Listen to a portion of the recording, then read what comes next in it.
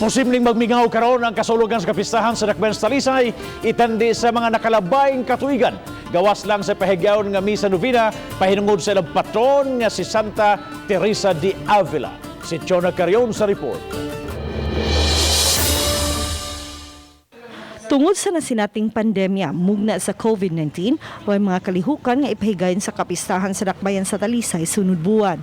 Ang Dakbayan sa Talisay magsaulog sa kapistahan isip pagpasidungog kang Santa Teresa de Avila karong umaabot Oktubre 15. Matod sa Talisay City Police nga wala na nightly activities ang ipahigayon sa kapistahan unya sa Dakbayan sa Talisay, gawas lang sa mga misa nga ipahigayon.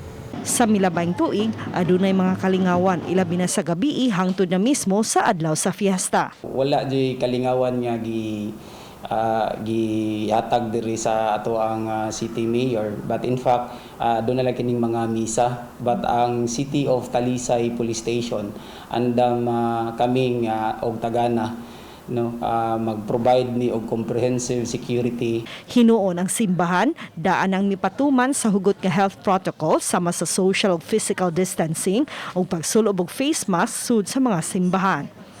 Ubani rin ang Tiquinones, Chona Carion, Balitang Bisdak.